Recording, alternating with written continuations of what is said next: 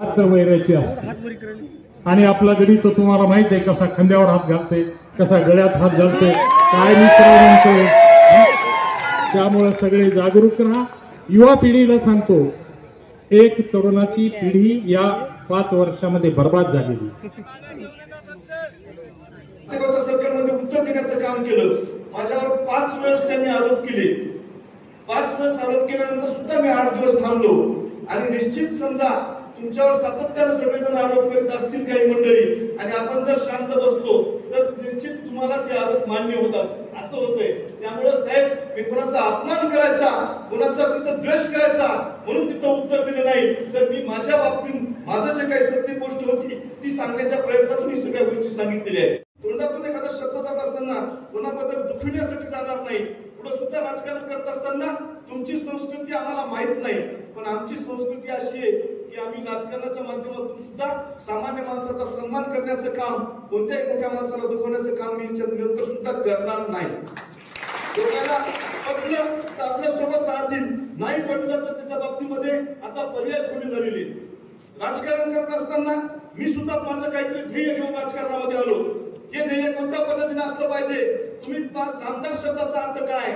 विटेकर साहेब, तुम्ही खासदार केली, आज आमदार झाल्या तुम्ही. आमदार शब्दाचा अर्थ असा आहे की आम माणसासाठी तुमचा दरवाजा 24 तास उघडा असला पाहिजे, आणि त्यालाच खऱ्या अर्थानं आमदार म्हणतात. बंगला मोठा आहे, तुमची गाडी मोठी आहे, तुम्ही कुठेतरी मोठे माणसं आहेत म्हणून तुमच्या आमदारकीला काही उपयोग राहत नाही.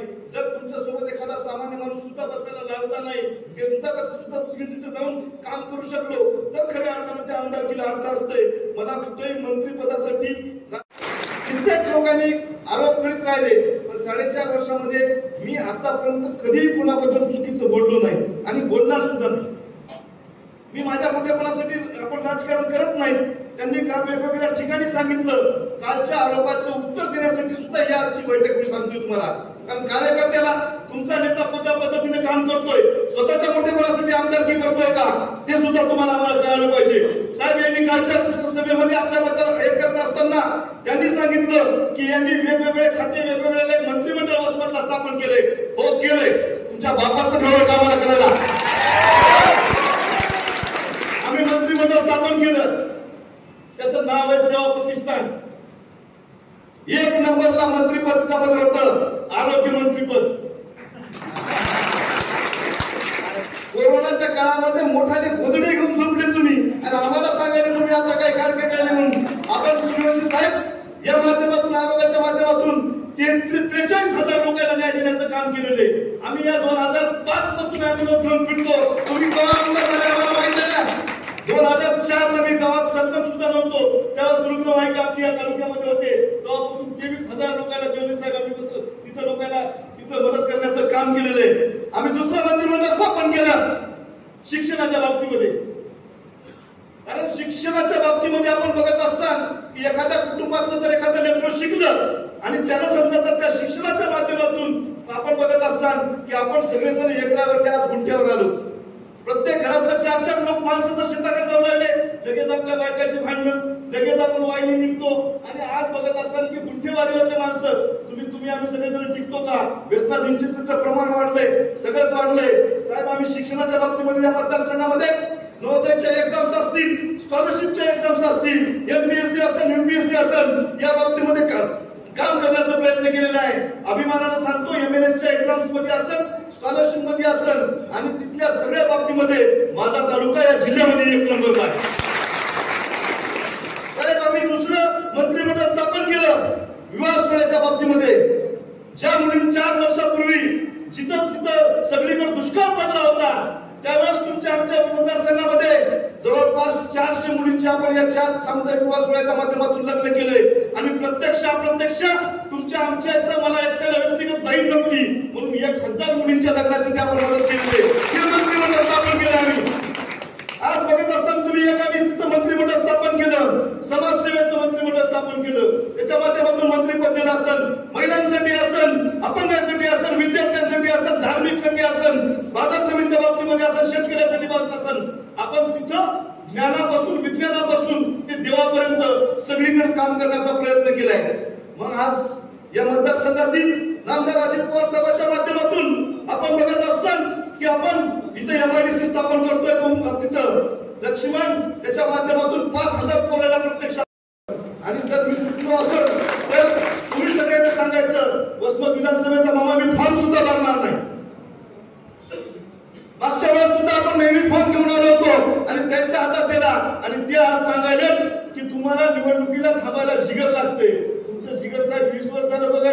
तुम्ही म्हणाले राजू नवरे गळ्यात हात टाकते विष्णू, आणि काय मित्रा म्हणताय, काय मित्रा म्हणून त्याच्या कानात सांगित होतो की आपल्याला दांडेगावकर साहेबाला मतदान करायचंय. मी माझ्यासाठी केव्हा कोणाच्या गळ्यात हात घातला नाही. स्वार्थासाठी काम करणारा कार्यकर्ता म्हणून मी काम करत नाही. मी काम करत असताना आणि बोलताना सुद्धा स्पष्टपणे वागत असतो. जे जे काही करता येईल ते लोकांसाठी काम करण्याचा प्रयत्न करतोय. आज या मतदारसंघामध्ये 300 किलोमीटर आपण शेत रस्ते करू शकलो, बांधर रस्ते करू शकलो. ज्या तुमच्या आमच्या मायवडल्या सकाळी उठले की आपल्या भाकरी घेऊन शेताकडे जातात, त्या प्रत्येक ठिकाणी आपण तिथे सिमेंट पाईप टाकू शकलो. सगळे काम आपण त्या माध्यमातून करू शकलो. या सगळ्या गोष्टीसाठी आपण अजित पवारकडे गेलो. अजित पवार आपला सोयरा आहे म्हणून गेलो नाही, अजित पवार आपला मित्र आहे म्हणून गेलो नाही. आपण शरद पवार साहेबांच्या राष्ट्रवादी काँग्रेस पक्षामध्ये होतो, पण तुम्ही ज्या ज्या वेळेस सखाराम पागर साहेबाला तिथं काँग्रेसचं तिकीट भेटलं त्यावेळेस तुम्ही कुठे गेले, तो अपक्ष सूर्य काढला होता. या मतदारसंघाची जेव्हा भूमिपुत्र उभे टाकले होते त्या वेळेस त्या भूमिपुत्राला दाबायचं प्रकरण केलेलं आहे. पण आमच्या बाबाजीराव जाधव साहेब मातारगावकर यांनी मला भाषण केलेलं आवडलं. मी त्यात नव्हतो तिथं सभापती चंद्रकांतरावजी. त्यांनी सांगितलं की 40 वर्षात कार्यकर्ता मोठा होऊ द्यायचा नाही, आणि एक झाला राजू वगैरे ते कुठं घराकडे त्याला बसवायचं काम सुद्धा करणार. मला काय अडचण नाही, मला काय अडचण नाही. मी काय तुमच्या समोरचा कार्यकर्ता आहे. मी काय 350 कोटीच्या कारखान्याचा चेअरमन नाही, 150 कोटीच्या कारखान्याचा चेअरमन नाही. मी फाटका कार्यकर्ता आहे. मी लोकांसाठी काम करणारा कार्यकर्ता आहे. एखाद्या राजकारणामध्ये आला काय आणि म्हटलं काय त्याला काय निवडणुकीच्या माध्यमातून उपयोग होणार नाही. पण तुमच्या गावातल्या पाण्याच्या संदर्भातले प्रश्न असू द्या. लोक म्हणाले जातात निवडणुकीच्या काळामध्ये की आमचे साहेब निवडून आले की मंत्री होणार, आधी बी होते म्हणून काय केलं, आणि मंत्री म्हणून काय करता. मी पायाला भिंगरी लावून फिरतो, मी चपराशाला मी साहेब म्हणतो, मला काहीच मोठेपणा वाटत नाही. कारण मी तुमच्या आमच्या बहुजन समाजातला माणूस आहे. मी प्रत्येक समाजासाठी काम केलंय. आज लोक म्हणले की नाही नाही राजू नवरे मराठा आरक्षणावर बोलला, त्याला ओबीसी मतदान करणार नाहीत. तुम्ही करणार, मी तुमचा द्वेष कधी केलाय का संदीप सांगा. ते सांगायलेच मी धनगर हटकर समाजासाठीचे प्रश्न विचारले, मी मराठा समाजाचे जिथं जिथं म्हणून माझ्याकडे प्रश्न आले ते प्रश्न उचलण्याचं काम केलेलं आहे. ते म्हणले की बाबा तुम्ही मुस्लिम समाजांना मतदान करणार नाही कारण हे महायुतीमध्ये गेले.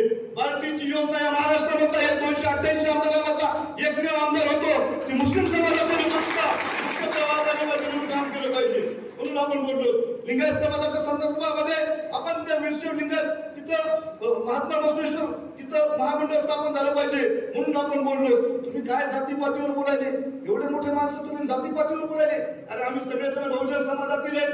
आम्ही शेतकऱ्यासाठी काम करणार, शेतमजुरासाठी काम करणार, आम्ही तरुणासाठी काम करणार, आम्ही डॉक्टर बाबासाहेब आंबेडकरांच्या विचारांना चालणार, आम्ही छत्रपती शिवाजी महाराजांच्या विचारांना चालणार, आम्ही सगळेजण फुले शाहू आंबेडकरांच्या विचारांना चालणार, आम्ही टिपू सुलतानच्या विचारांना चालणार.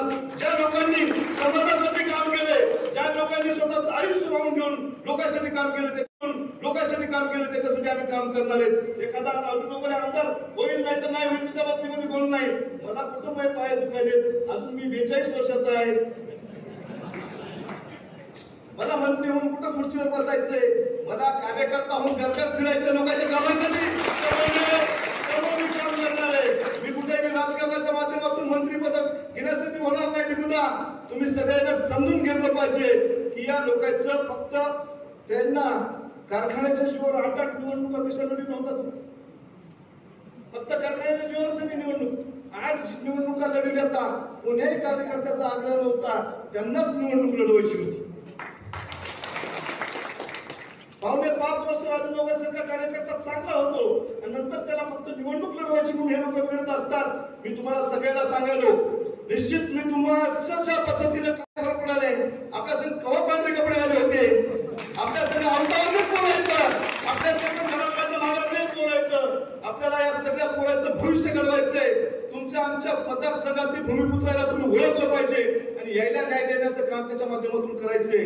त्यामुळं मी कोण्या कारखान्याच्या अध्यक्षाला घेत नाही.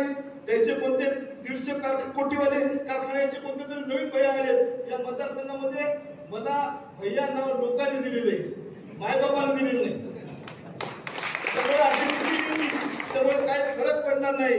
मी आपल्या सगळ्याला मोठा आणतोय आणि सगळ्या समाजासाठी काम करतोय. निश्चित त्याला बदनाम करायचं काम काही लोकांनी केलेलं आहे. आज बघत असतात की शरद पवार साहेबाबद्दल हे लोक बोलायलेत. शरद पवार साहेबांचा फोटो माझ्या अजूनही घरी आहे, मी काढलेला नाही. तुमच्या घरचा फोटो दाखवा शरद पवार साहेबांचा.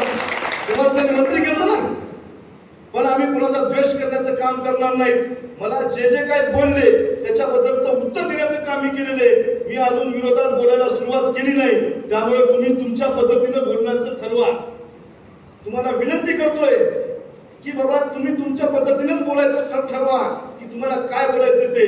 आम्ही 20 वर्ष तुमच्यासाठी तिथं काम करणारे कार्यकर्ते आहेत आणि प्रामाणिक माणूस कोणाच्या बापाला भेट नसते. त्यामुळे आपण सगळ्यांनी मी ज्या पद्धतीने तुमच्या सगळ्याच्या